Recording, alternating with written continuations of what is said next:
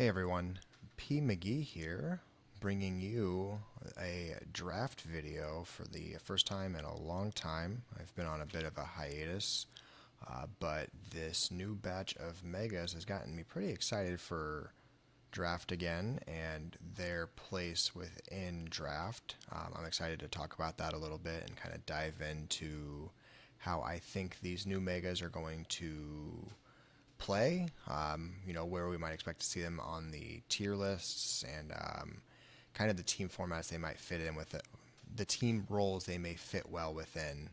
So today I'm running this one solo. Hopefully I can get someone else on a future video when we get further down the list and are talking about other ones. But today I will kick us off solo and kind of take us through it. So before we start diving into the megas I want to talk about, we're first going to take a quick step back and talk about the way in which I'm going to be assessing them and how I want to look at these viability rankings.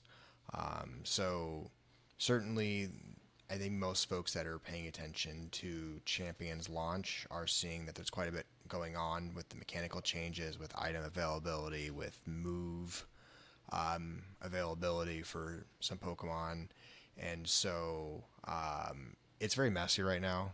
It's unsurprising. We see this happen a lot. Champions is obviously a different type of format than we're used to seeing. Traditionally, it's just a new generation, so it does change things a little bit. But ultimately, I think what we're going to probably land on in draft is some sort of national Dex Champions format in which we get the megas added in, and then they're able to retain their large move pools that they've been growing over the generations. So as I'm assessing the megas, that's kind of how I'm going to look at that. So presumably that type of format will exist in the future, and so I'm just going to base it on that assumption. With that in mind, I also do not believe that such a format would include any moves that were only available in ZA. So examples of that would be like Nasty Plot Greninja. I don't foresee something like that being included in any sort of National Dex Champions format. There wasn't any sort of balancing that was required within ZA, and so the move pools didn't need to have the same level of careful consideration that we're used to Pokemon doing when they add or cut or change move pools for Pokemon. So I don't expect, and I could be wrong, but I do not expect to see any ZA exclusive moves be available to these Pokemon. So Nasty Plot Greninja is one of the more apparent ones. Nasty Plot Garchomp when we get to him later down the road. And then there's a few others like that we saw, like First Impression Crabominable, unfortunately. So we're going to assume those are not available to us. And then the last thing I'm going to make the assumption on, and it's not a huge deal for how we're looking at these, but there probably is a couple of spots that'll come into play. But any mechanics that we've seen introduced within Champions, we're going to assume a future National Dex Champions format will include those as well.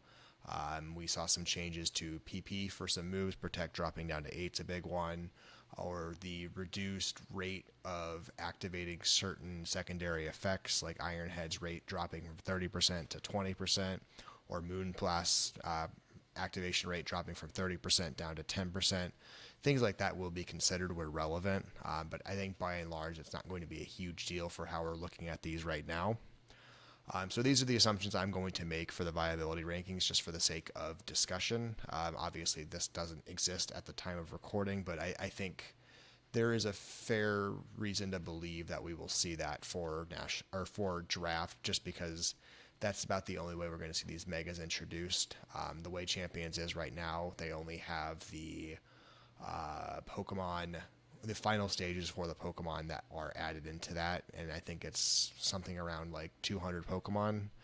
Makes it very difficult for a draft format to work with that small of a dex. So I don't foresee a Champions exclusive format taking off for draft, at least in its current iteration. So I think by necessity, we're going to have to see some type of national dex appear. So with that out of the way, I do want to get into talking about the Pokemon. So this is going to be a multi-part series. There's just no way I could sit here and talk for the 4 hours it would take to talk through the, I think, 44 different megas, and many of them we still don't even know abilities, so there's nothing to talk about yet because that is relevant information. But for the ones we do have, we'll start today talking about those. So I got 11 today I'm going to go through, and we're going to do that in the dex order in which they appear. So ones that don't have abilities yet, like Raichu, we're going to skip right over for now. We'll circle back later, but that leaves us with our first Pokemon being Mega Clefable, who did pick up the flying typing. Obviously, that caused some concern for a lot of folks because Clefable loved being Mono Fairy. Flying adds some less than desirable weaknesses. Doesn't pick up a lot of great resists or immunities, although the ground immunity is certainly helpful. But we saw pretty much stat increases across the board, obviously with the big one being in the special attack stat. But the big thing we saw, and I think this is going to be a really, really big deal in draft, so I'm really excited to talk about this one first, is that it gained the ability Magic Bounce, which I'm sure all of you are familiar with, but it's going to knock back hazards that get used while it's on the field, knock back status moves, knock back taunts. So a really nice thing for Clefable to pick up because Clefable has traditionally been Magic card, and so it has that same level of disconcern about most of those anyway. But now with the option to propel backwards while also picking up all these really valuable stat boosts, I think it's going to help make Clefable really good. So obviously for those that have used Clefable over the years, it's one of the most popular Pokemon for a reason, is that it has a very expansive move pool. Traditionally every set has a Moonblast somewhere, but from there, it's anyone's guess what Clefable's going to be running. You'll see Calm Mind setup sets. You'll see Softball, the traditional recovery, although Moonlight is essentially the same thing. It's got access to rocks. It can pivot via teleport. It has Air Slash or Flamethrower for some coverage moves to work with. Knockoff for knocking off items. Access to Thunder Wave, Toxic, Aromatherapy. Really a wide variety of moves to fit the situational matchups that it needs, and so that's what's always made it a very good jack of all trades, bulky fairy for a lot of folks to slot on their teams, and I think Mega Clefable is going to optimize that really well. So there's a lot of roles that Mega Clefable can play in draft. I think historically we've seen it be more of a defensive wall. Certainly the Calm Mind sweeper sets are going to be very popular, especially when you're starting with a 135 special attack stat. It can still be that kind of cleric wish support role. I think that's going to be very bad for Mega Clefable just because of how it's being set up to be used right now. I think that's kind of taking away from some of its potency. But in general, it can be just a really strong utility Pokemon. So the thing I really like about Mega Clefable is that it has a really unique spot with Magic Bounce. Historically, Magic Bounce users have been one of two things. They have been really strong and powerful, but frail. So something like Mega Diancie, which can really pack a punch and isn't afraid of switching in on a couple of safe options, but obviously it doesn't want to take hits. Others like Espeon or Xatu, in more niche situations, also have that ability to take advantage of Magic Bounce, and they can pack a bit of a punch as well. But they just don't have the durability. Or you see others like Mega Sableye, who certainly has the durability, has good typing, has good recovery access, but he lacks any sort of strong offensive play without a lot of setup through Calm Mind or some well-timed foul plays. It's more of kind of a shutdown stall Mega. But Mega Clefable really kind of fits both spots really well, where it has that 135 special attack stat to be very strong offensively, and certainly threaten major damage off the bat, but also the bulk necessary to really hang around and take advantage of the fact that it can't be toxic through toxic. It can't be taunted. It can't be no hazards can be put on play. You can't whirlwind it away. Like the Magic Bounce can really be taken advantage of well by Mega Clefable because it has that bulk to stick around, to set up, to heal itself reliably, to attack. And so Certainly think that Mega Clefable will be a dangerous Mega just because it has options to work with in a way that we're not used to seeing Magic bouncers have. You know, historically, Mega Diancie has always been the best and most popular, but you really have to play it carefully. So I think you can be a little more bold with Mega Clefable in a way we're not used to seeing with Magic bouncers, and that makes it really, really dangerous. Mega Sableye certainly has there's a boldness factor, but it's really not drafted very often because it's such a anti-momentum mon. It doesn't really give you opportunity to do anything other than force what's on the field to get off the field. Mega Clefable can come in at opportune times and take full advantage or dish out really good damage, or just use it as an opportunity to recover safely. And so I think it's going to be a really, really scary one to deal with. And the other thing too is that it isn't in any rush necessarily to Mega Evolve. If you need the Unaware, Clefable can certainly hold its own running Unaware and keeping something from sweeping because it's been setting up. So you can take your time Mega Evolving this and pick your moment, which is a rare spot to be for most Megas. Most Megas really need you to do it on turn one, whereas Clefable can really just decide when it wants to bounce in and Mega Evolve and take the opportune moment. So I think it makes it dangerous in that way where you can take advantage of the base form abilities if you need to.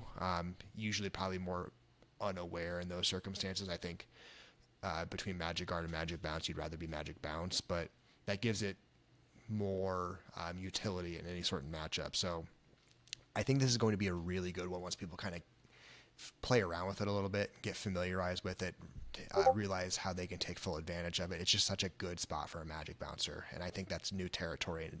And once folks figure that out, we're going to see it probably jump up on the tier list rankings.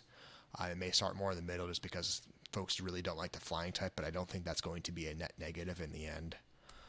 So in the end, I see this being in the upper mid range, somewhere in like that 17 to 13 point range. I could see it starting a little lower just because of the flying typing and maybe not being viewed as a more opportune Mega to draft in the draft boards. But I think once folks start dealing with it time and again in some of the draft matches, they're going to realize how difficult of a Mega it is to play around and deal with, because it can stop you it can stop a lot of counterplay, stop a lot of hazard setting, stop a lot of status spamming. Obviously can eat knockoffs for the rest of its life if it wants. So it's something folks are going to have very good ways of addressing, or it can just become that unstoppable wall, get a few Cosmic Powers, a few Calm Minds or whatever it is, and just go to town with Moonblast. So really high on Mega Clefable. I'm looking forward to seeing that one in draft, and I might even try it myself early on. Essentially a dangerous Mega that can stall or sleep depending on the matchup is basically the summary here. Next up is Mega Victory Bell. Very interesting one, obviously. We saw it announced early on. I think most people expected it to have Toxic Debris as an ability, or if not Toxic Debris, then I'm forgetting the name of Salazzle's ability right now. Essentially where it can Merciless, yeah, where it can toxic anything whenever it would like. Corrosion, not Merciless, Corrosion. Correcting myself.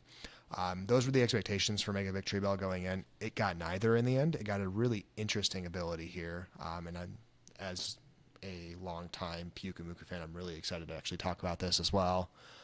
So it picked up a really interesting stat spread, got some extra bulk, which is great. Continues to be a mixed attacker. Surprisingly held on to that speed stat, which I think a lot of us expected to drop down. But rather than any sort of toxic-based ability, it picked up what is called Innards Out. For folks that are unfamiliar with that ability, because it previously only existed on Pyukumuku, essentially what happens is on the turn the Pokemon is knocked out, it deals that damage back to the opposing Pokemon that dealt that final blow. So if you only had 1 HP left on your Mega Victory Bell and your opponent did, that last damage to you, then you would, after you go down, deal 1 damage back. But if you're full health and you got over 300 HP and they one-hit KO you, then you are suddenly doing 300 damage back on your way out. So it's a really interesting ability. It can cause a lot of headache and grief navigating that. Pyukumuku was really, really fun using that way. Traditionally, it was an unaware user for me, but there were certain matchups where Innards Out made a lot of sense, where against like a Drakazult, sometimes you're not actually trying to tank a Drakazult, you're trying to eliminate the Drakazult from play. So you let it hit you with the Bolt Beak, one hit KO you, and then you take it with you to the grave. So you remove the Drakazult from play. Pyukumuku did its job. Obviously, Pyukumuku has historically been a 2 to 4 point Pokemon, and so that certainly gets its value out when it can trade KOs. Mega Victory Bell is obviously going to have a higher cost, and so a lot of the initial concern with Innards Out is that is it really worth it? Where your Pokemon's ability is built around it eventually fainting. I'd argue yes, and I'm going to talk about that a little more. Obviously, there's been a lot of chatter on that, and most folks don't like it right now. But in the context of draft, I think it offers a lot of interesting value, especially for folks that are shopping for more cost-effective megas in the mid-tier ranges.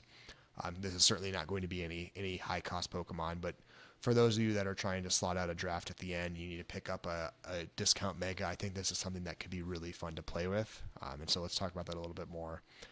So as a mixed attacker, he has a really good mixed attack move pool.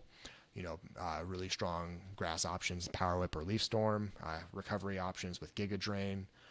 It has access to Gunk Shot, priority with Sucker Punch, which is obviously very helpful to have. Toxic, it picked up Toxic Spikes originally in ZA, but it also retained it in Champions, so really excited to see that as well.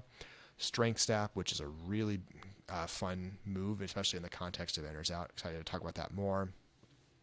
And then access to Swords Dance and Knockoff, so the opportunity to be very aggressive physically if not addressed.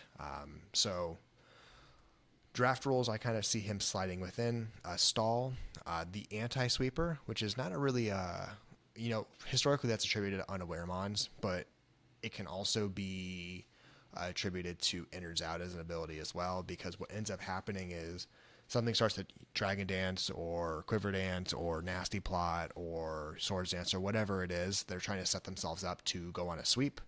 You send a Mega Victory Bell, your opponent's forced to make a decision. Do I make the trade-off here? So maybe they have something much more valuable. Maybe we're talking something like a Garchomp or a Valiant, where maybe not Valiant, maybe a Victini or something that has that a really strong firepower, really high up on the tier lists, like a Tornadus or something like that, where they've set up, they're threatening to KO one to all of your Pokemon, but Mega Victory Bell comes on the field, is at full health.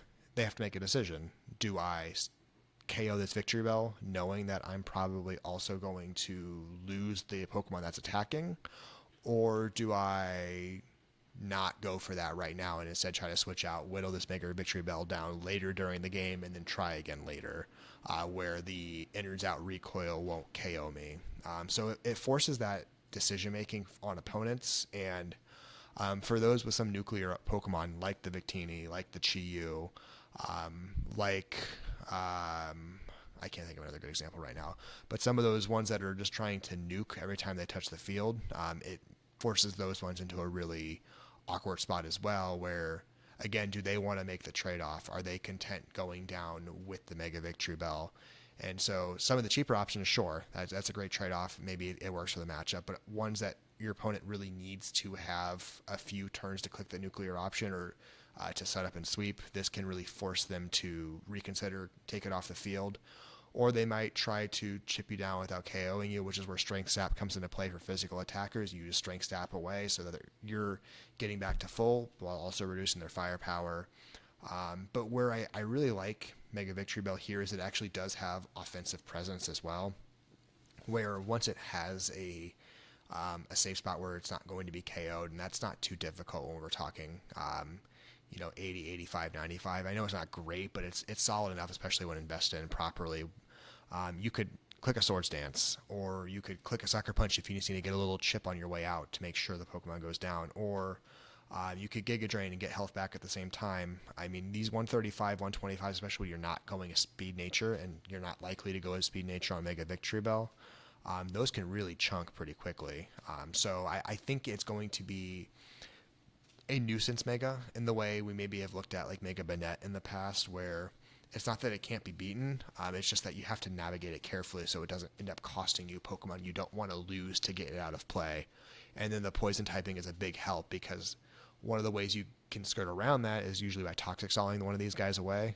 Obviously, you can't do that with Mega Victory Bell, so you need to play Mega Victory Bell carefully. You need to make sure you keep them lively, but it really can put opponents in a bind. And then it has the offensive presence to actually deal damage and not just be a dead wall. It can hit back and force opponents to be in awkward spots, where they may have to sack some things if they don't have a really good poison on their side that can tank some of their stab hits. So overall, I this isn't to say Mega Victory Bell is going to be a top tier Pokemon. It's got limitations. It's got a weird niche role, and anything that's built around it eventually dying is not going to be top tier, but I think it is dangerous and has a lot of playability. So to me, I see it in the lower mid range, which I think is higher than most people are looking at it right now. So somewhere in that 12 to 9 range, I think can definitely get as high as 12 if folks realize how to play with innards out and realize that it has offensive presence. But I can also see it struggling. Grass Poison isn't the most exceptional of typings. A lot of weaknesses, not a ton of great resists. So ultimately, we'll see where it lands.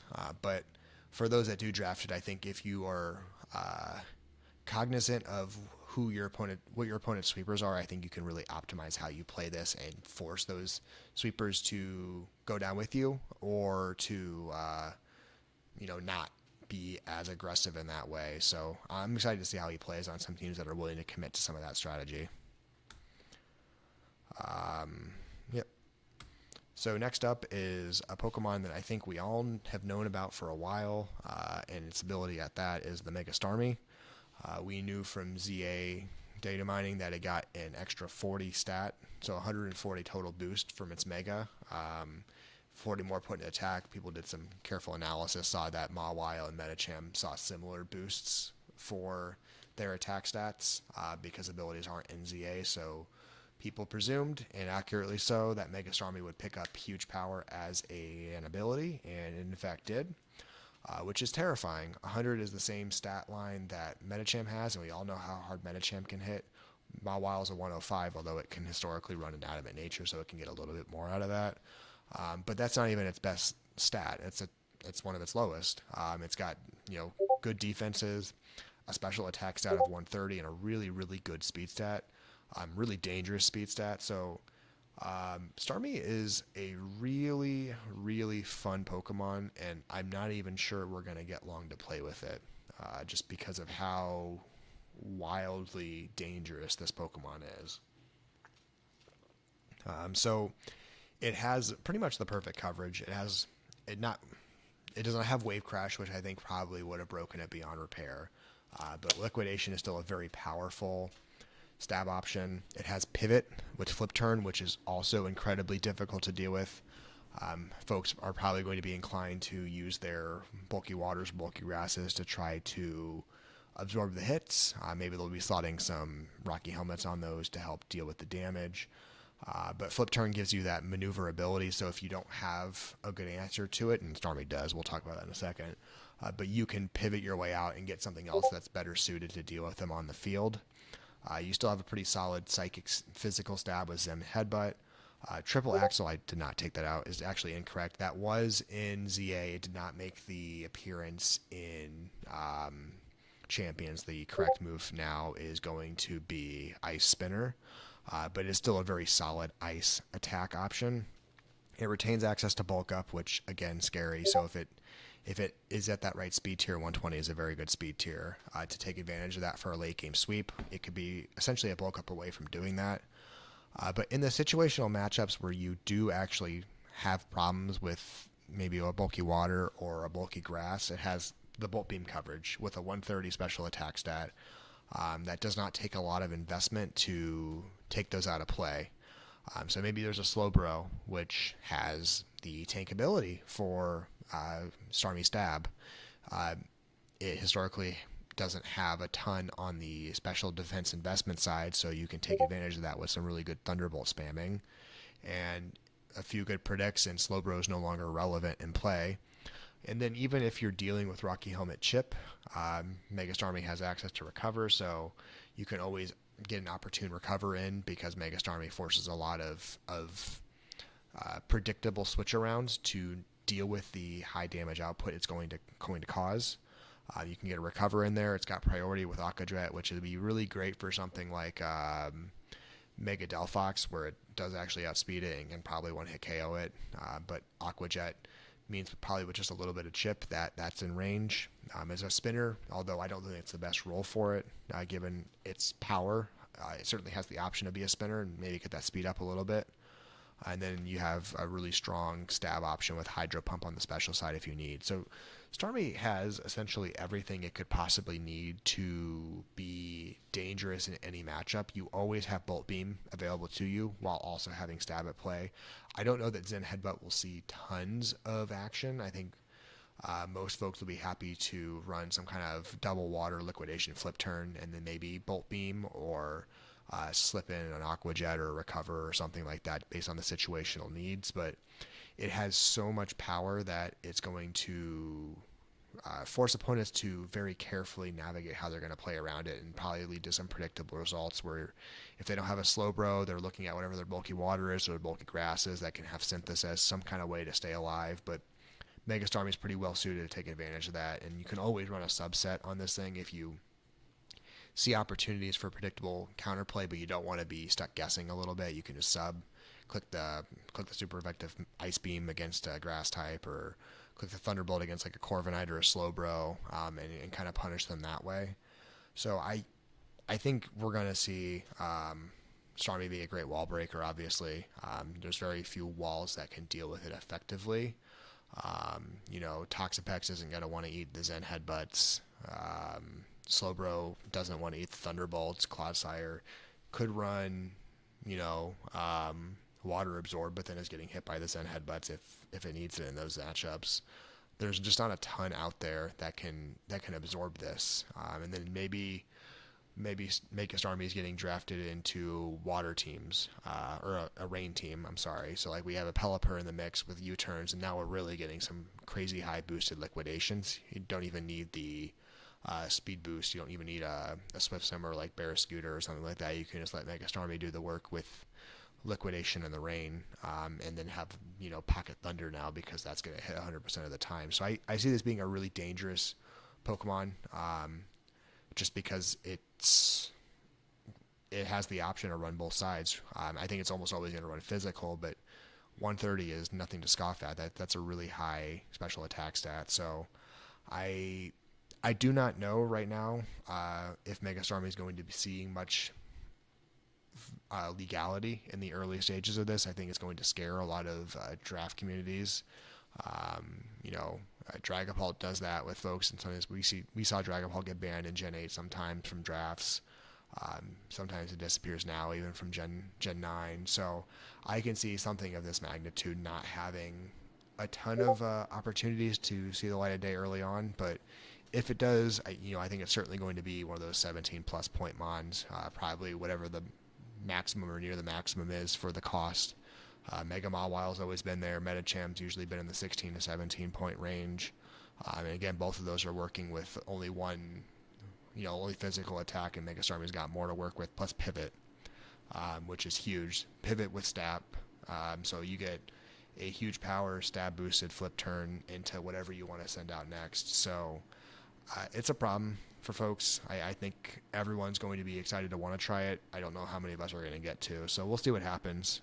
But it would not surprise me to see this banned. I would certainly like to give it a chance, though, before we go that route, so we'll see what other leagues do. Mega Dragonite. So this is a fun one.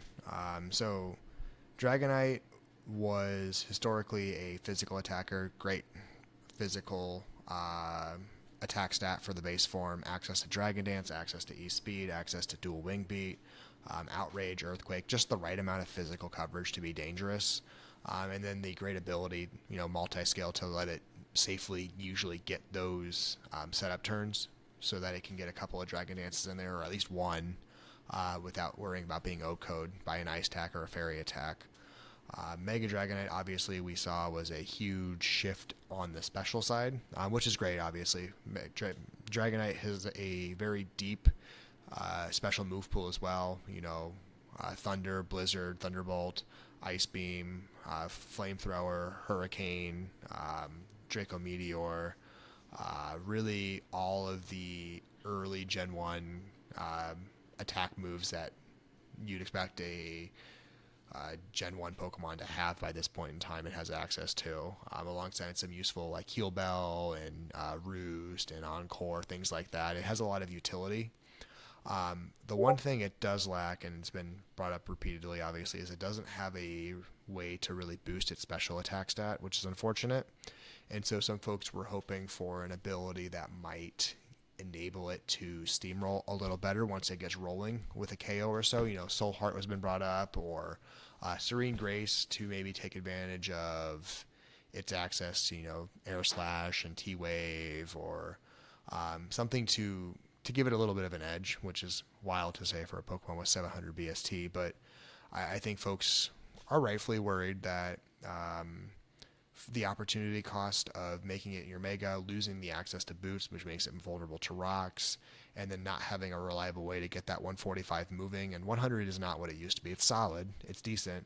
But you're going to be outsped by a lot of things, and a lot of things have access to, ice attacks these days. And so if you're stuck at 100 and you no longer have a reliable priority move because E-Speed is a little bit weaker now that you have lost some attack stat, it puts it in a weird spot. And so let me go through its moves again really quickly that we already talked about. Has access to basically everything. It did pick up Vacuum Wave briefly in ZA, but I do not believe it made the migration to Champions. I think that one might be out of date a little bit. But Dragonite has access to a lot of moves, but it really needed a way to snowball a little bit.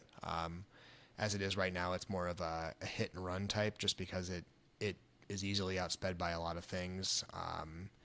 It has good bulk, obviously, 115, 125, 91 HP. Those are not things to scoff at, but it's kind of struggling with 4 move slots where Dragon Flying are fun enough on the special side, but they're not going to break some things. Steel types are going to be able to withstand that.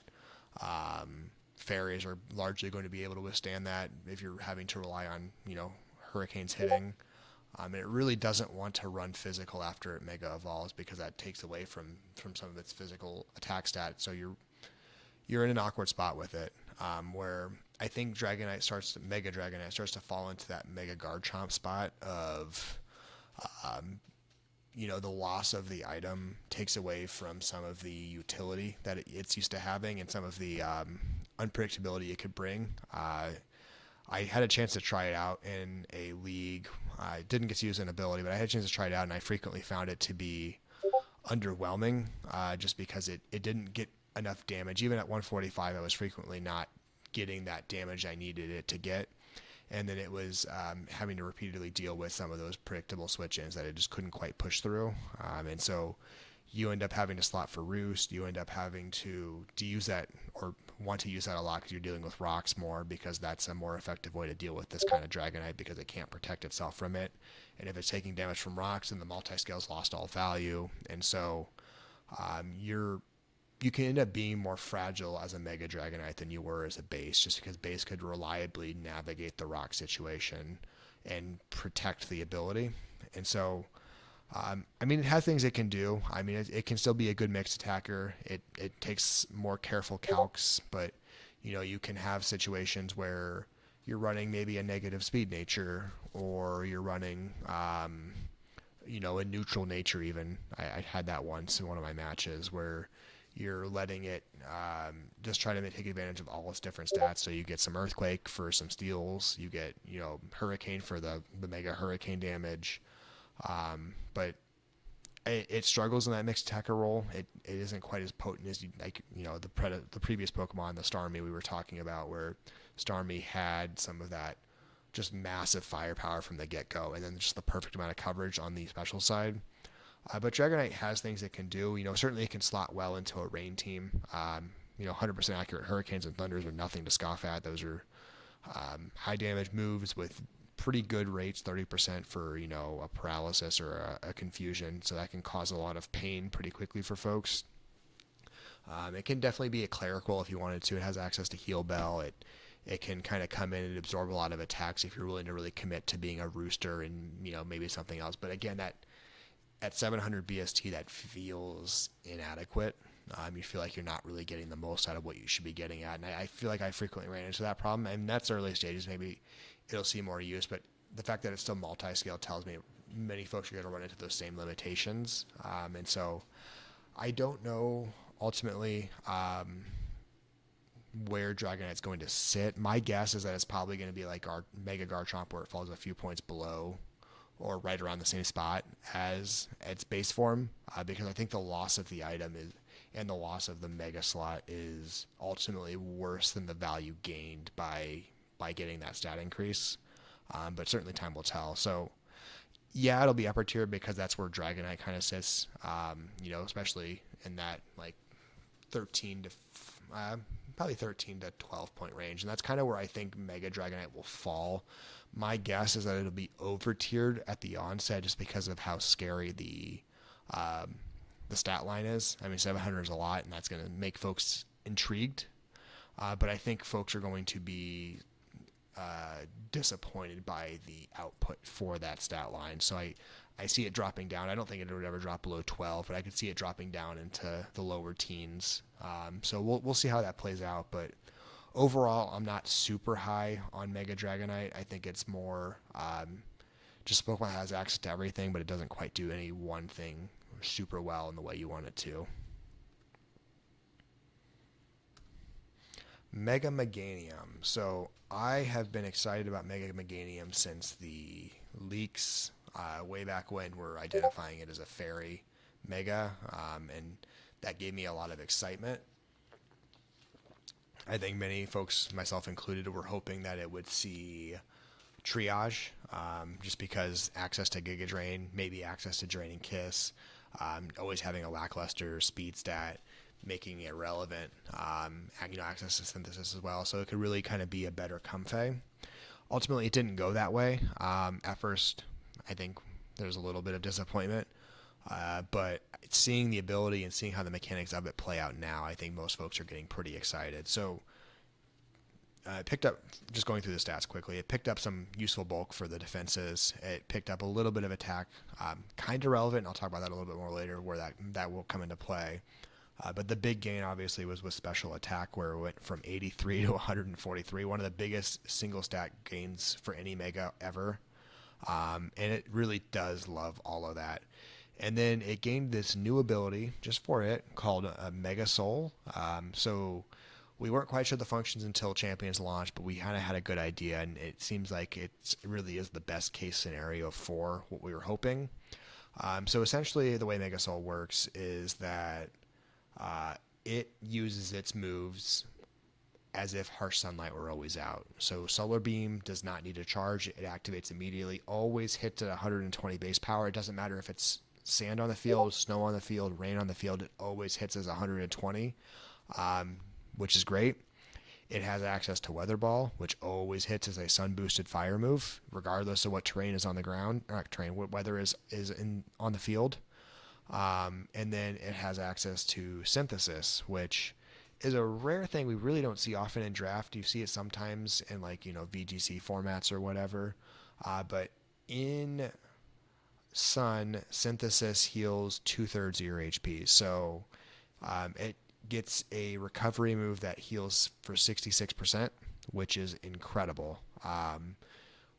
It's a bulky Pokemon with very little incentive to run a lot of speed, that can reliably heal 2/3 of its HP whenever it wants, while dishing out 120 base power stab boosted solar beams on whoever it wants, and having Weather Ball coverage for the steels and the grass types that would be able to withstand some of that, as well as access to Dazzling Gleam. It doesn't have access to Moonblast, unfortunately. Let me go through the news now. I see I haven't done so yet. Access to Dazzling Gleam, access to Ancient Power, access to Earth Power, which is a really big deal, particularly if we're talking poison types and matchups who can obviously resist the grass and the fairy. Maybe are not as bothered by the weather ball, but the earth power is going to cause them some pain. So that's a really great coverage option. And then it has access to knockoff. It can aromatherapy if it wants to. It can do its own sort of toxic sawing if it wants to lean into its bulk. And then the one move I have on here that probably, or two moves I have in here that probably aren't getting their full consideration. We have Swords Dance, because it still has access to that. 92 is not impressive. And then Solar Blade. So there are some, not many matchups where Solar Blade is certainly going to be relevant. The most obvious example I think we can all agree upon is Blissey, who is never going to care about the solar beam damage because it can eat that all day long and, soft boil up and be fine. And then, Seismic Toss or Toxic or whatever, it can stall Mega Meganium out. But Solar Blade gives it that utility to pretty much 2-hit KO Blissey if it wants to. I know a Blissey that's running max HP, max defense is still getting chunked for like 40% plus on an uninvested Solar Blade. So if you Swords Dance on that, or you run a more heavily invested physical attacking Mega Meganium, you can pretty reliably 2-hit KO a Blissey that otherwise might have been able to tank you out. And then, we have access to knockoff as well, and Earthquake for other situational matchups. I think the most obvious I can think of would be like a Galarian Slowking, which, again, would be able to eat most of those attacks pretty reliably 1-hit KO or nearly 1-hit KO with Sludge Bomb. But, a physical set or a mix set can probably put Slowking in 2-hit KO range if invested properly. I haven't run a ton of calcs on that yet, but I think that would be there to see. So Meganium has just enough on the physical side and just that little bit extra on the attack stat to enable it in situational matchups, which is what draft is all about. Take advantage of its physical move pool when needed, but overall it's pretty much very happy to run Solar Beam, Weather Ball, Synthesis, and then, Dazzling Gleam probably, but it could also run Earth Power if needed, or Toxic if you want to stall something, or if you want to fish around with Ancient Powers and try to get a boost, I guess there's that as well. So Mega Meganium has a lot going for it, I think, pretty much as you could ask going for it. It does not have access to Calm Mind, does not have access to Growth, when I know folks were certainly excited about Growth. It does not have access to that. So it's not boosting its special attack anymore. But a 143 that you could probably run Modest in a lot of matchups is going to be very dangerous. And there's just not a lot of switch-ins to that are not going to be chunked pretty hard. Historically, Corviknight could have been a really good switch-in even without any special defense investment, but Weather Ball is going to eat that guy right up. And Mega Meganium has just enough speed to outspeed that pretty safely. So I don't want to overhype a Grass Fairy. It is not a great defensive combination. Leaves a lot of weaknesses. You're not liking the poison. You're not liking the flying. You're not liking the ice. You're not liking the steel. All very common types that we see out there. Not liking the fire. But it has pretty much as you can hope to see from that type combination. And, historically the best representative for that has been Tapu Bulu, who has the opposite problem, in which he could be really great, but he lacks some of the really good coverage you want him to have. No Play Rough, no Grassy Glide, no pivoting. So he kind of gets relegated below Rillaboom a lot for that grassy terrain stuff. But I think Mega Meganium is going to be a really good staple for draft teams. I think it's a really reliable fairy, even with only Dazzling Gleam to work with. I think it's a really good bulky grass roll if you want to slot it into that. And then I think it has some enough utility as, a cleric in certain matchups, or a mixed attacker if you need it to be. You're just being that wall to really knock down or to withstand some of the opponent's Pokemon. So I'm really optimistic that Mega Meganium is going to see consistent usage in the format that shows up, even with what it'll be over 100 megas or around 100 megas, most of which will be legal in draft leagues. I think it'll be a pretty consistent usage one, just because it's really good at what it wants to do, and it has just the right amount of stats to do most of that pretty well. So I kind of see it being in that upper mid range, somewhere in that 15 to 11. I think it's probably going to be in the teens. I don't think it's going to drop to 11. I think the type combination is slightly disappointing. You want to make sure you're pairing it appropriately with things that can withstand some of that, maybe a Heatran or something like that, that kind of has that perfect little type combination switch off where they can absorb each other's hits really well. But overall, I'm really optimistic that Mega Meganium will perform well for most teams that it's drafted into, especially ones that can create enough momentum to get it free access in front of a water type or free access in front of a dragon type and scare those and take advantage of those. Any turn where it can collect Solar Beam freely is a bad turn for your opponent. So I'm looking forward to seeing that get some play. Speaking of water and dragon, and a Pokemon that certainly is not excited to deal with Meganium is the Mega Feraligatr. I was very optimistic that it would get Dragon's Maw. It seemed like the perfect fit of an ability. Didn't quite get that in the end. It got something adjacent, ultimately maybe better for it with Dragon Eyes. So going through the stats really quickly, obviously it saw a tremendous boost in its attack stat going up 55, which it needed to see. I think Feraligatr wasn't a very common draft Pokemon just because it was a little lackluster, but when it was run, it pretty much exclusively was run as a Life Orb Sheer Force user to take advantage of that unique relationship between that item and ability. And so it had really solid damage output by itself, but it didn't have a lot of great coverage. It was pretty historically Waterfall, Crunch, Ice Punch, Dragon Dance, something to that effect. So it did not have a lot of unique matchup play, which made it very lackluster for draft. But the Mega gained the Dragon type. It gained this new ability called Dragon Eyes, which essentially is like Aerial 8 or Pixelate, in which a normal type move is converted into a dragon type move, which is absolutely incredible, especially if we're talking NatDex draft, because if we're talking National Dex draft, that means it has access to return, which would get that boost. So now you have return with a base power of over 120 that is safe to spam and does not lead to confusion, which has historically been the problem for most physical dragon Pokemon, is that you have the option to be clicking Dragon Claw for mediocre damage, or to go all out with an Outrage, hope you've dealt with their fairy, maybe carry a Lumberry, and try to have some survivability with that and just try to tank through. But Mega Feraligatr doesn't need to make that a commitment. It can just safely run return, or if you're really fishing for damage and you don't care about the recoil, clicking Double Edge, which is just 120 base power with I think it's a 20% boost on Dragon Eyes, so you're seeing something like a 144 attack stat, or attack plus factoring in stab. It turns into a really powerful nuclear option that really makes Mega Feraligatr feel like a proper improvement upon Feraligatr for damage output, alongside improvements to bulk. The bulk improvement is obviously a big deal as well. Getting 25 in defense is good. Gaining an extra 10 in special defense is good.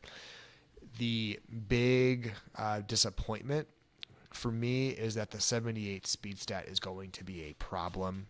78 speed, I believe, maxes out at like 278 or something like that, which would not, if I recall correctly, let's actually take a pause here and take a look. But I don't believe a +1 Feraligatr would outspeed something like Dracopult. Oops, wrong Feraligatr. 252. We'll say a Jolly Nature. +1 maxes out at 420, and would you look at that? A Dracopult has a 421 stat. So something like Dragapult, something like now Mega Greninja with the same speed stat, or any of those 151 Speedmons for the Z Megas, so Z Absol, Z Garchomp, they'll have the 151 as well. And then, you have Zero Aura hanging out, or Mega Zero Aura hanging out with that range above it. Mega Beedrill to a lesser extent, Mega Aerodactyl to a lesser extent. But there are certainly some Pokemon that are reliably above that 420 mark and can safely outspeed it. Or you have Scarf options as well that can reliably outspeed it, because 80 is a very popular speed stat for Pokemon that are scarfing 80, 85, 90, anything up to 100 really. You can see scarfs pretty frequently. So it's going to have that problem of navigating. Scarf users are just some common fast upper tier mons that can still outspeed it, even at +1. So getting to takeoff, I think, will be a bit of a challenge for Alligator. You really still probably do need to have addressed the fairy type, even at +1. I don't think Liquidation is going to one-hit KO a lot of the bulkier fairy ones, and Moonblast will be doing a lot back, if not threatening to KO for Alligator for some of those. A Sylveon clicking Moonblast, or even like an Aromatisse, or something to that extent clicking Moonblast. Actually, let's take a look at that. That's a good calc to know. Just because it's a pretty mediocre, bulky fairy option. Oops. Aromatisse, clicking a Moonblast.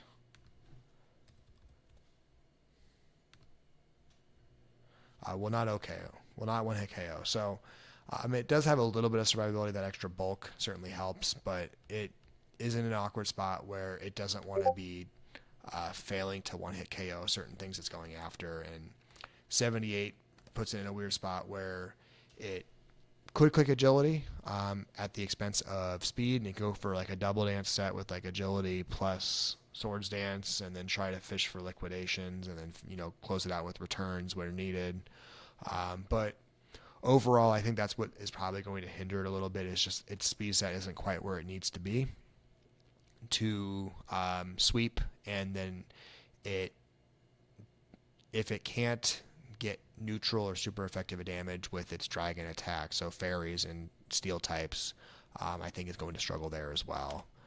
But I think it's pretty clear how Maggot for Alligator is going to be used. It's going to be a sweeper. It's going to be a wall breaker. I think kind of that surprises nobody. That's what it's meant to be doing, and it should do it reasonably well.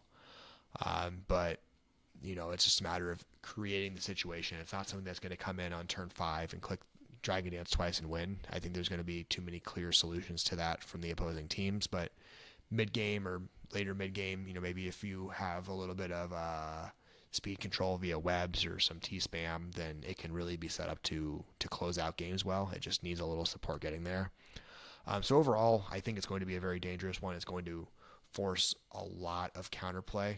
Unfortunately, Bulky Fairy is such a staple in draft and in general that it's going to naturally run into its one main problem more often than not. And then if you have certain matchups against like a Primarina or a Tapu Fini or even a Azumarill, you have a really strong answer on the opposing side that can almost wall it out, especially if they run rest stats or something like that to keep their health good. So it's going to have to find ways to navigate those Pokemon. But overall, I kind of see it falling in that 16 to 12 range, probably starting off on the higher end and maybe dropping a little as time goes on, just because folks will be scared of it early on and they probably over tier it. But it really is the most powerful dragon attacker, thanks to that Dragon Eyes plus the 160 attack stat plus the access to Double Edge. It has incredible power on the dragon typing, and so if your opponent can't resist that, it's a very dangerous spot to be. So it could pair well with something too that could, some kind of ring target trigger that can maybe goad a fairy out and give them the ring target, so now they can't resist the dragon or be immune to the dragon anymore. I think we'll see some fun counterplay to help enable its scenario to sweep. But like I said, it's just one of those that it can't do it outright, and so to me that doesn't let it be in the top tier if it can't on its own just dominate without some support on the back end. So that's where I see it capping right now, but certainly could be wrong. Next up is Mega Skarmory, who I think we all were a little disappointed with in the last couple of days. So we saw its design, we saw its color, and I think most folks fell in two camps. Is it going to be Tough Claws? Basic, but fine. It certainly would help its 140 attack stat, or some of the bolder ones like myself were maybe hoping something like Good as Gold might show up on it, just to make it just one of the most atrocious Pokemon around.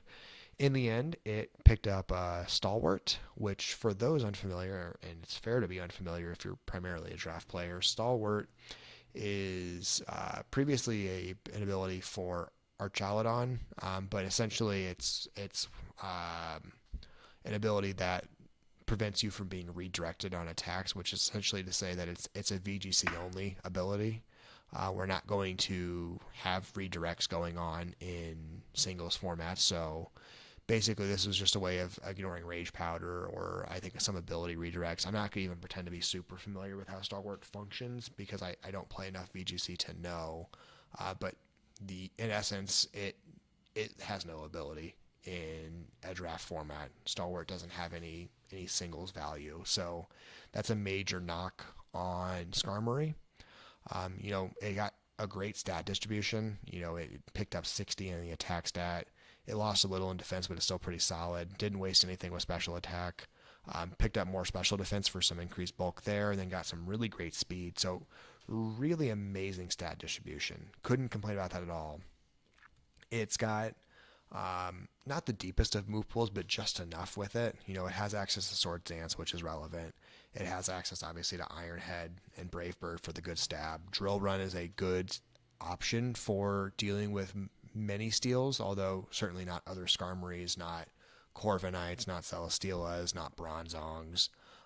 But it had an option for them, and then Rock Slide as well on the back end for a few other unique ones like our Rotom Heat that would have not been bothered by any of those other moves, while maintaining obviously Roost access and then obviously its Hazard Play.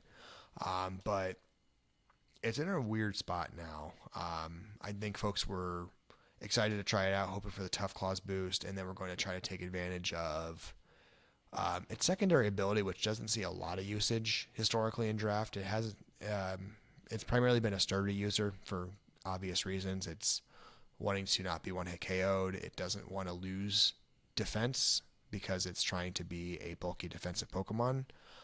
But Weak Armor has some fun play for Mega Skarmory where as a base form, it could click Swords Dance on a predicted weak physical attack. Maybe something so your opponent clicks a U-turn or, something that does neutral damage. It could be like a fighting, even close combat on a base Skarmory is not going to blast most of them away if it's not boosted.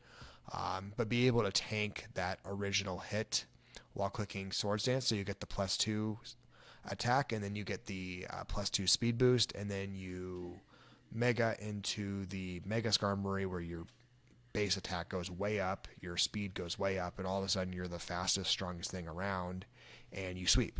I think that's the way many people are hoping to play Mega Skarmory, and certainly that is still an option. But I think most folks, myself included, were expecting an ability to be a little bit of a kicker on what we were trying to do. Tough Claws boost to give that extra 20%, or just something else at play there to kind of give it that little bit more of an edge that we feel it might need. But it doesn't have that anymore, obviously. And so there's going to be real opportunity cost analysis for, I think, a lot of folks where they'll be like, Skarmory's okay. He's solid. He's a good Mega, but I think I'd rather just have traditional Skarmory, have that bulk roll, and then I'll slot my Mega elsewhere. I think Mega Skarmory is going to run into that more than we were expecting, where I think most of us expected it to be more of this is one of the premier Megas of Gen 9. This is the one you want to have on your team if you can get it. I don't think it's going to be necessarily that anymore, just because it doesn't have a deep move pool for physical play. It doesn't really want to Mega most of the time and still be defensive, although if you're going to be like a specially defensive Skarmory, certainly you could do that because that extra 30 boost to special defense is noteworthy. But I think it's going to be in a weirder spot now where I don't know that it's going to be as popular as we were expecting it to be, especially because Steel Flying isn't the most common of typings, but there's a lot of good ones out there. You got OG Skarmory, you've got Corviknight, you've got Celesteela, all within similar point ranges of each other.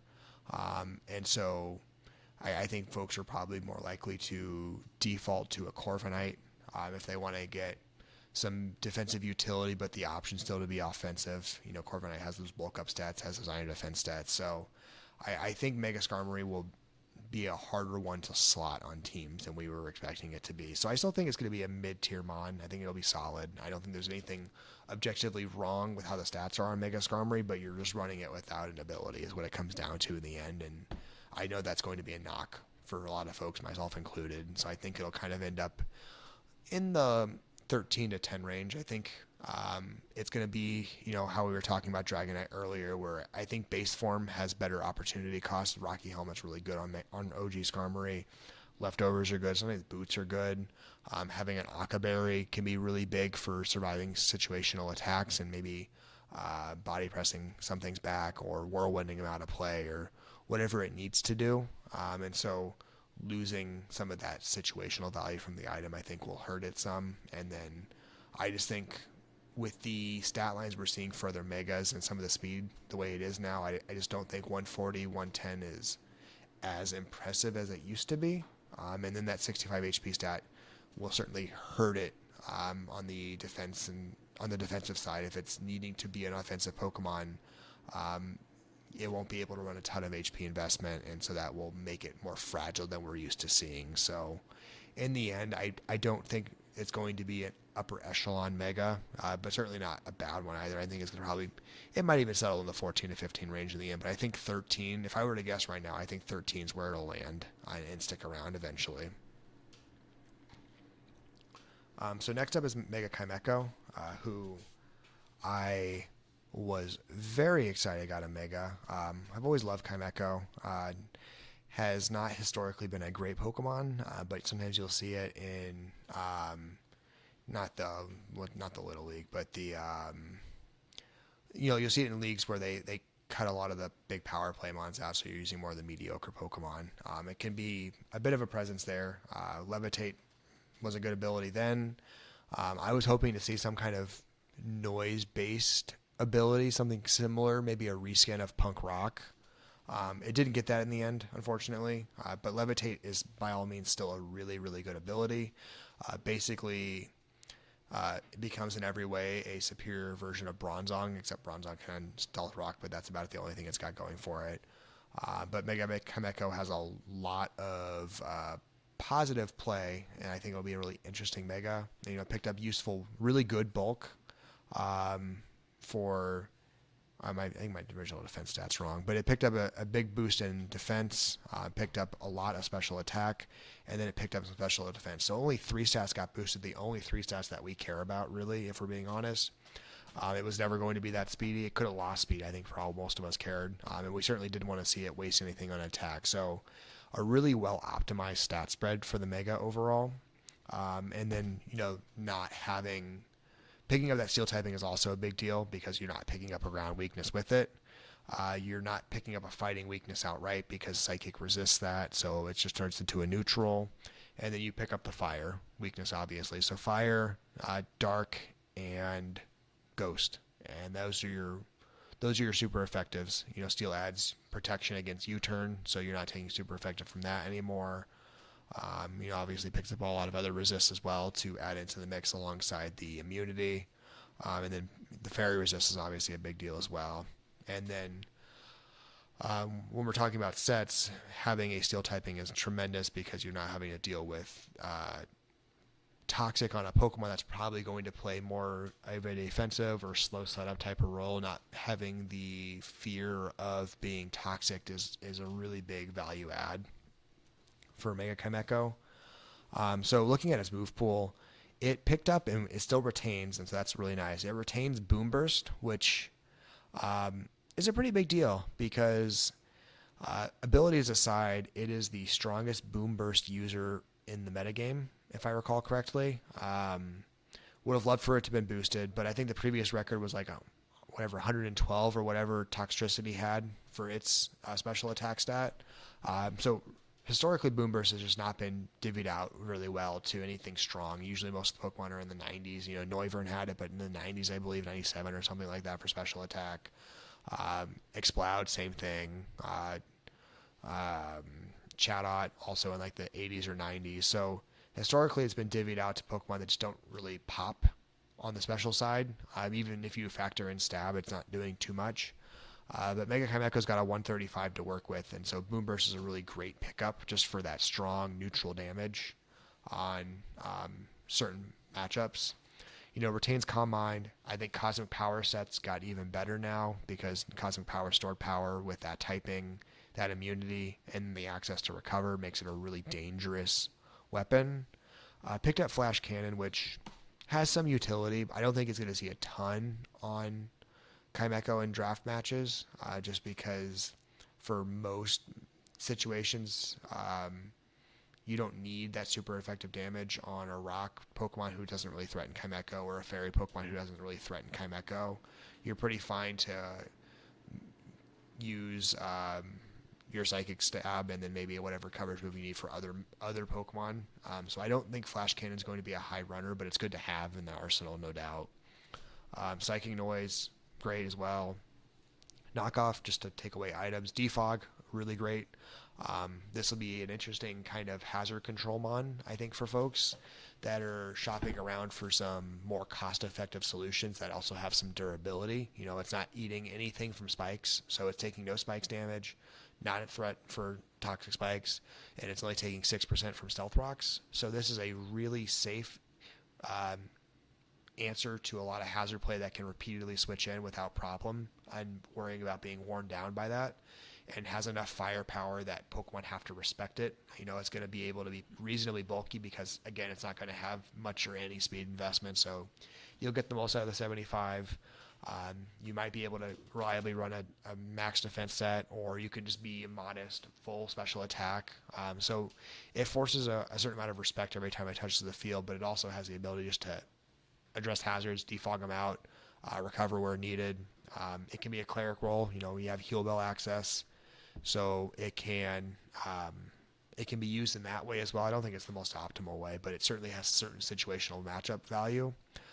But just the access to defog, I think, will be really big for a lot of folks. It's always had it from way back when, but nobody drafts Chimecho to be their hazard control, understandably.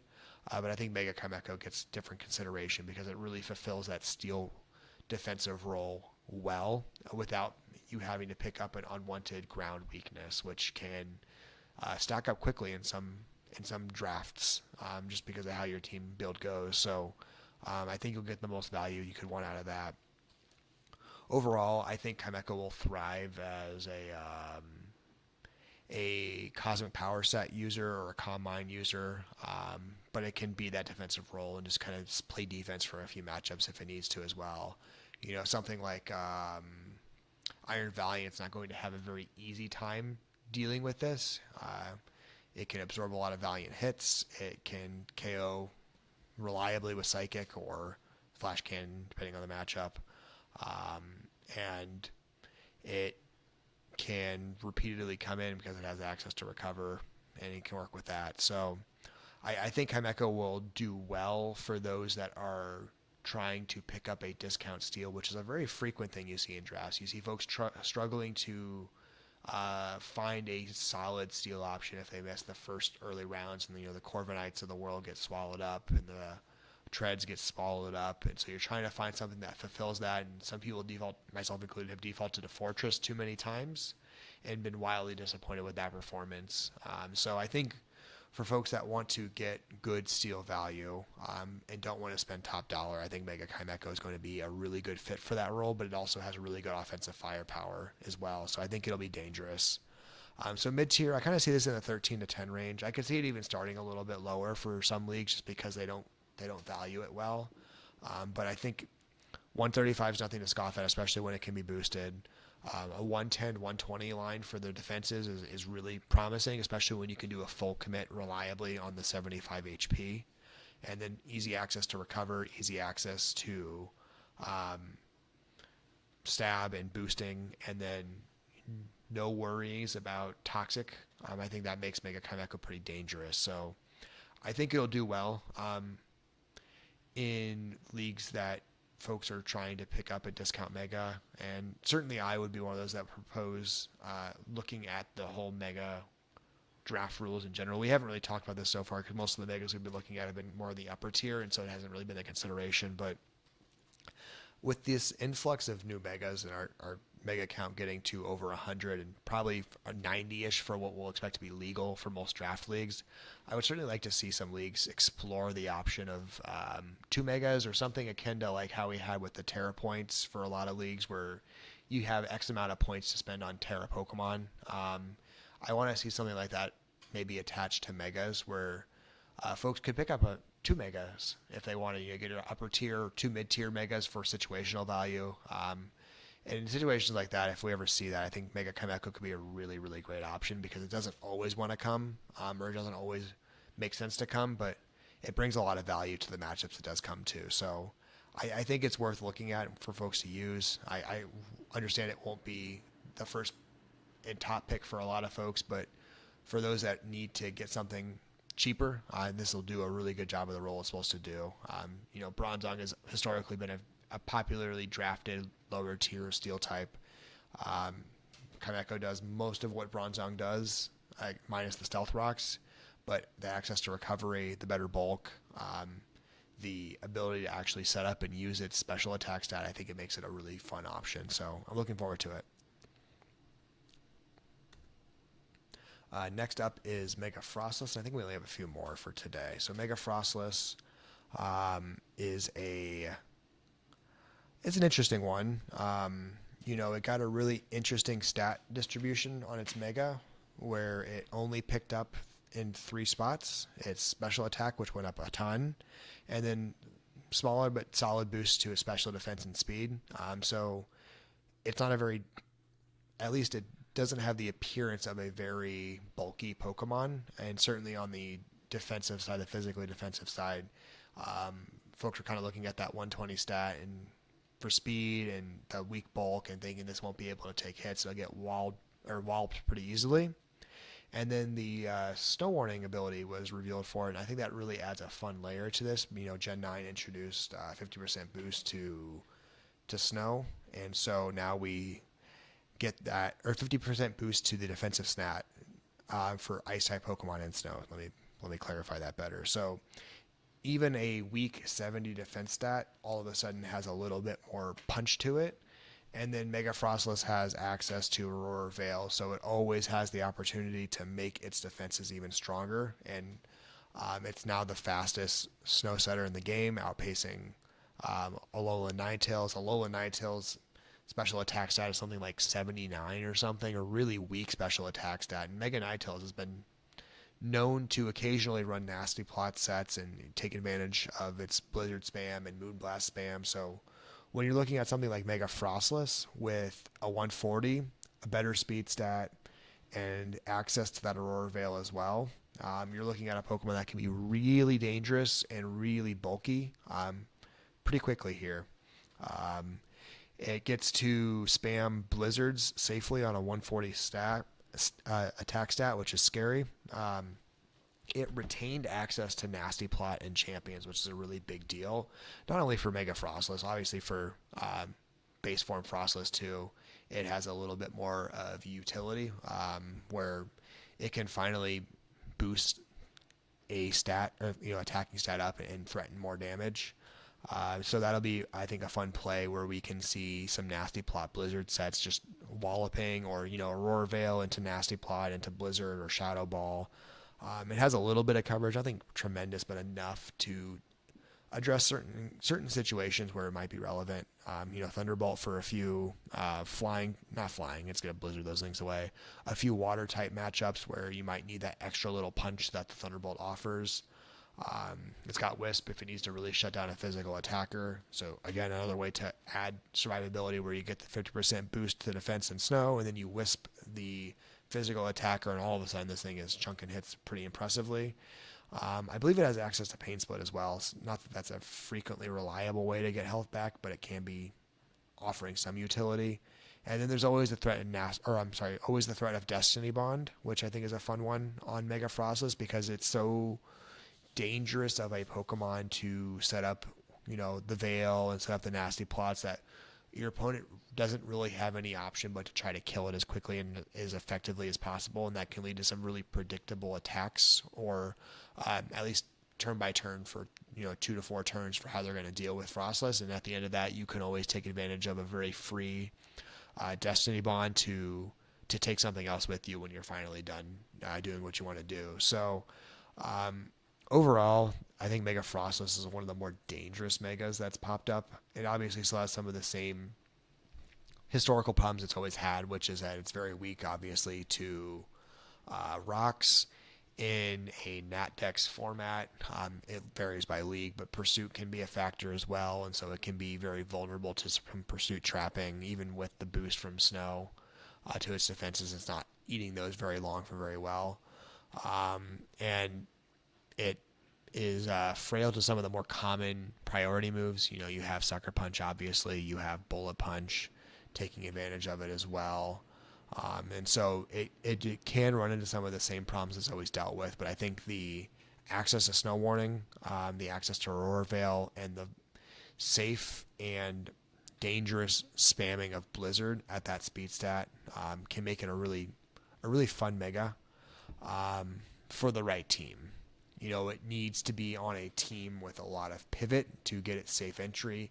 I have been promoting it as a bulky Pokemon. It is not. It is just bulkier than expected. It has the ability to withstand hits that it probably that folks would not have expected it to withstand. But end of the day, uninvested 70 HP, uninvested 70 defense, and uninvested 100 is not going to give it a ton of survivability, but just enough to be really dangerous. So you don't want it switching in just to get on the field. You want to be able to create openings for it. You don't want it to be just a revenge killer. You want to see it get multiple opportunities in a game to come in safely and spam a Blizzard or spam a Veil to get the Veil back up for something else to come in on and set up on. So you want to make sure this is on a team with some good pivot, but it can certainly it can do a lot in that role, and it can cause a lot of grief. And so I'm excited to see how that plays out. But overall, I think it's probably going to land in the upper mid range. I certainly can fall. Weather can be fickle as a popular way to play, and if folks don't want to commit to playing weather, especially snow, which is probably the least popular of the weathers to play, I can understand why it wouldn't be drafted frequently. But the opportunity cost of it being a free weather setter that actually has a punch. Obviously there's always been Abomasnow, but he has such a weird spread with such an awful typing and such a terrible speed stat that it's really hard to make him work for matchups.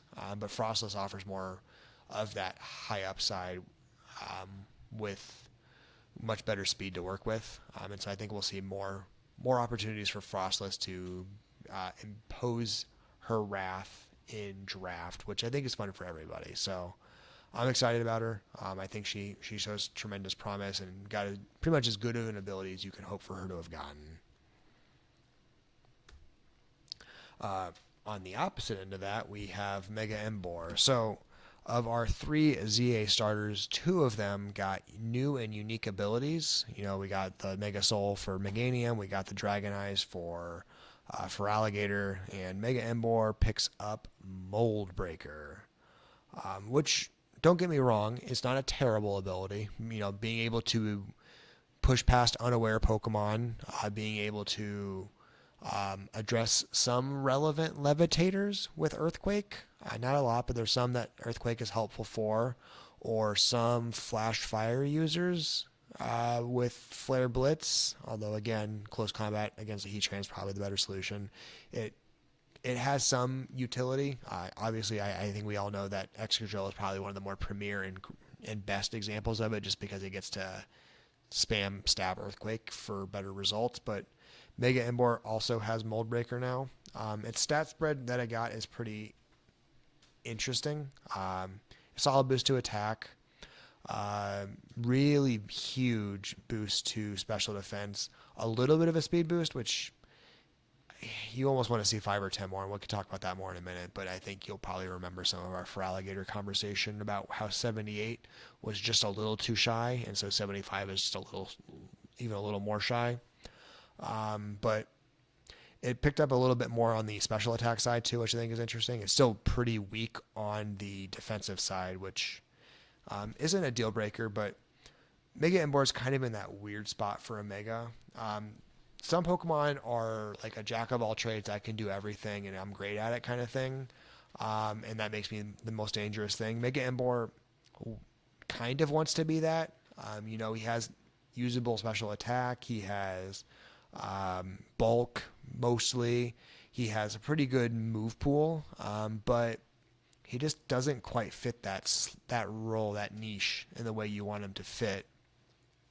Losing Reckless was kind of a big deal. Flare Blitz with Reckless was such a potent attacking option, and the boost to attack stat from 123 to 148 isn't really enough to make up for the lost damage output from Flare Blitz on a band or Flare Blitz on a life orb with Reckless. That just had better outright damage, and so you're having to play Mega Emborn in a different way than base Emborn has historically played. You're probably looking at some more bulk up sets. You're probably looking at trying to get that flame charge going again, but again, 75 is going to leave you a little bit short for outspeeding some of those upper echelon things. It does have some useful priority. Sucker Punch it's historically had, and that's great.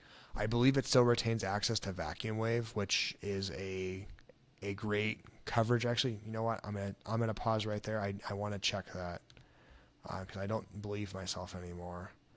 All right, let's go take a look at Embor here, see if he retained Vacuum Wave. I made the mistake of putting some of these together before Champions launched, assuming that the abilities or the moves introduced in ZA would carry over, and that has not been the case. All right. He does not maintain Vacuum Wave, so I take that back. So that certainly is a big knock on his special attack side.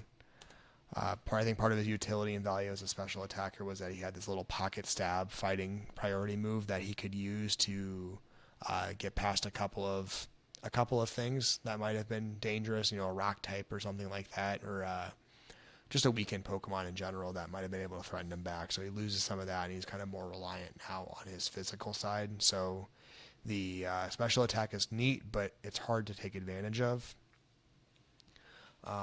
Bulk up's a big one though. I think that helps fix the defensive issue, so you can get the defense where it needs to be. It's got great stats pretty much everywhere else, and then Drain Punch is certainly nice for getting HP back, but at a 110 HP stat, your gains on that are going to be pretty limited.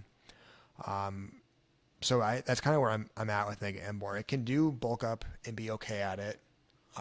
It can try to flame charge, but you probably need 2 in a lot of situations before you're reliably outspeeding.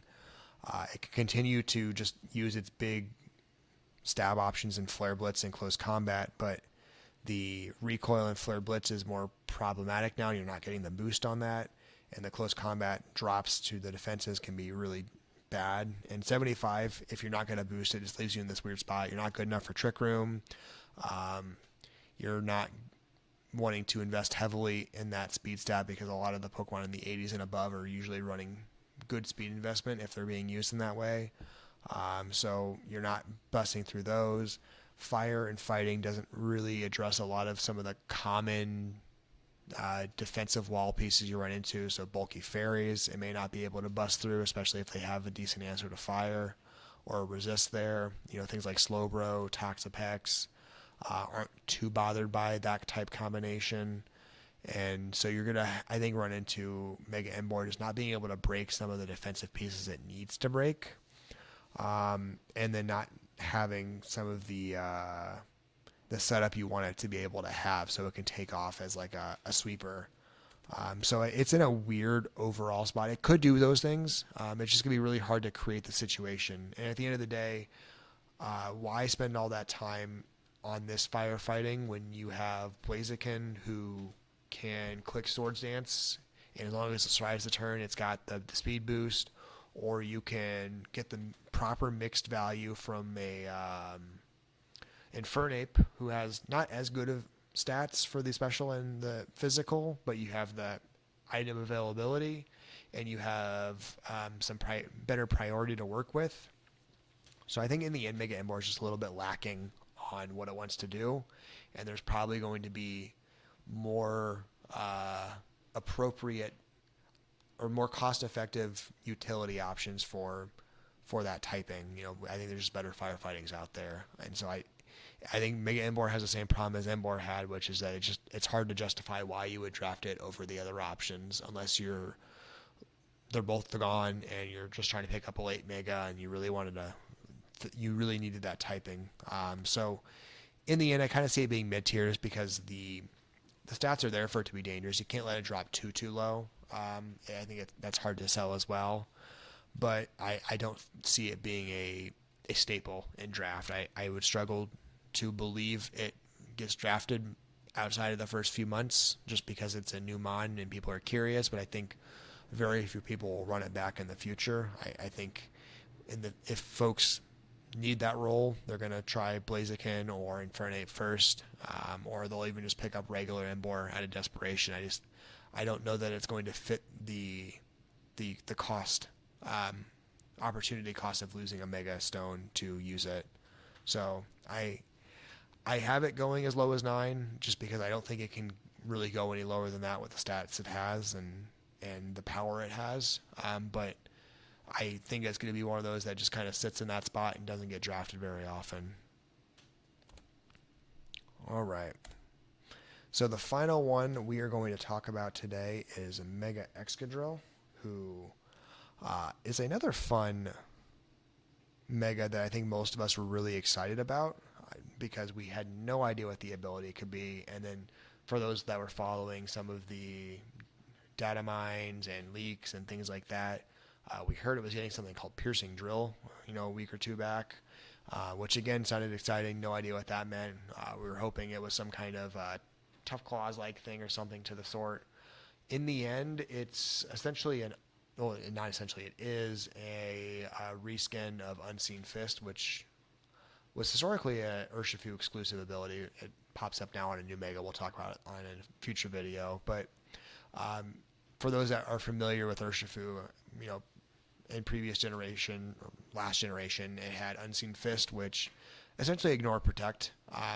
You bypassed it and still attacked as normal, which was really, really, really valuable in VGC, and then only occasionally valuable in singles formats just because Protect isn't as common. You see it a little bit more in BSS, like if you're going on cart and you're playing that. It's not very common in draft or OU on the outside of like wish support mons like an Alomomola or occasionally some Protect stall Pokemon, which are less popular these days than they were maybe in previous gens. So that's historically how Unseen Fist worked. That's now how Piercing Drill works, except they've also been nerfed. So previously it was full damage output when you attacked a Pokemon behind Protect. So if you were going to OHKO a Pokemon previously with like Wicked Blow and they tried to Protect, you would still OHKO the Pokemon on the damage output. Now it's only 25% of the original damage output. So if you were going to do exactly 100%, now you're only doing 25%. So it has a nerfed feature on it as well, which is unfortunate. And then, in the context of draft, Protect isn't a very common move you see in draft outside of certain situational matchups. And so Mega Excadrill really, by and large, also doesn't have an ability in the context of draft. It'll only have situational value, and even then, most of that's going to happen on the team prep side where an opponent decides not to run a Protect, a stall Protect or a Wish Protect set against Excadrill because they can't afford to take the hits. Or maybe they can because it's only 25% now. So I don't think it's largely not an ability. And why do I have Reckless written down? Oh, I must have goofed on that. for Excadrill, who had Mold Breaker as an ability, I'm going to fix that. It's bothering me. Mold Breaker or Sand Rush or, well, really just Sand Rush. You're not usually running for the, you're not usually running Sand Force. I think it's Sand Force. You're not usually running Sand Force on Excadrill. But for Pokemon that had Mold Breaker or Sand Rush, two really great abilities that I could take full advantage of because Levitate Pokemon did not like Stab Earthquake, especially if we're talking Rotoms. And then pairing it on sand teams like a Tyranitar or Hippowdon to take advantage of Sand Rush to get that speed boost. Two really good abilities. Going from that into Piercing Drill is a bit of a letdown. Obviously it made nice gains on its attack stat. Its defense went way up, which is great. Its speed got really right where it needs to be at 103, so that you can get above the 100 base ones, and then a rapid spin reliably puts you in front of pretty much everything in the meta at that point, even outside of sand boosting. So 103 is a really good speed stat. 165 is a tremendous attack stat. It's obviously got great physical bulk, but it doesn't have that ability anymore, either ability, and it is now going to be, I think, in a weirder spot where, base Excadrill is scaring Rotoms away all day long, especially like a Rotom Wash or Rotom Heat. But then you Mega Evolve, and all of a sudden now you're having a Rotom that can pretty much wall you out. Alongside some other staple ones like a Skarmory, like a Corviknight, like a Celesteela, even some sillier ones now like a Mega Delphox, who would have ran for the hills against an Excadrill previously, now might turn into a switch-in because it has Levitate, and your other stab attack and Steel is not very effective, and it's going to outspeed you with its God knows what, 137, something like that, 134 speed stat. So it turns Excadrill into a weird spot where it loses a really valuable, I know we were just busy talking about how bad the ability was for Emboar, but it was truly a great ability on Mega Excadrill. So we're talking about how great an ability was, and now we've lost that with Piercing Drill, and so I think that takes away from some of his value in the draft format. At the end of the day, he's still an Excadrill. He still does all the same things that base form Excadrill did. Still has Swords Dance, still has Spin, Rocks, has okay coverage options with like Throat Chop or Mega Horn for situational matchups against other Pokemon. But I just have a harder time seeing how this slots onto teams as the default choice. If you want a bulky ground steel, why not just take Excadrill and protect your Mega slot for something else? Or take an Iron Treads, who has not nearly as high of an attack stat, but a slightly better speed stat, and slightly better bulk, and does the same kind of stuff essentially, but also has some pivot potential, also has some other better coverage with like Supercell Slam and Ice Spinner, and again, save your Mega slot for later. So Mega Excadrill ends up in this weird spot where, is this really what I want to spend my Mega on? Certainly all the good stat things and move pool things about Excadrill are there, but you lose that abilities, and so it loses some of its utility, and it creates weird situational walls that didn't exist before, like Rotom being a wall all of a sudden that wasn't, or just not having any good ways to work around some of the more common defensive steel types that may have existed that had Levitate as well, like Chimecho, who we were talking about earlier. All of a sudden can be a wall or close to a wall for Excadrill, or Mega Excadrill, I'm sorry. So it's almost one of those Megas that doesn't want to evolve, like an Audino, where when you make that decision to Mega Evolve and give up your Regenerator, you're doing the same thing here with Mega Excadrill, where you're making the decision to give up your Mold Breaker because you're trying to win on the bulk and on the new damage output that you have. But in my mind, I feel like a Banded Excadrill or a Life Orb Excadrill, or just having an open item slot in Excadrill is probably going to offer more value in a matchup-to-matchup basis, because you don't have to stress as much about when to time it. Mega Excadrill strikes me as one of those you have to time, and so I I have concerns about his utility because he has to be a carefully planned mega. You have to address certain things in certain matchups before he can really take off. But at the end of the day, Excadrill is Excadrill, not a bad Pokemon. I don't want to undersell that. I just think that it'll be a harder sell for some folks to want to use this when they can get essentially the same value out of the base form and some better coverage. So we'll see how he plays out.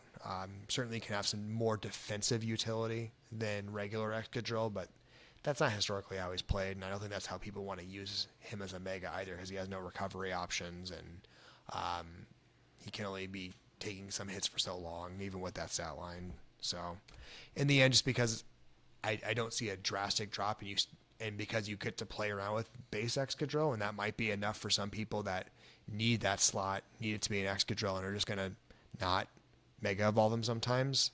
I don't see him dropping below the upper mid. Probably going to hover in the 15 to 13 range at the worst. But maybe he drops lower, who knows. But I think just being able to use base Excadrill will be enough for some people to hold on to that and draft him anyway, even if they don't plan to Mega Evolve him in certain matchups. So that's where I land with him. So that is it for today. Mega Excadrill is where we were going to stop. I have a tier list I want to get to at some point, like on Tier Maker, just to kind of go through and, I say something's upper mid, but how well do I rank them among each other? So I want to get to that at some point. Maybe in the next video, I'll circle back with these. We spent a lot of time talking today, so I'll circle back and we'll kind of look at some of that a little bit more.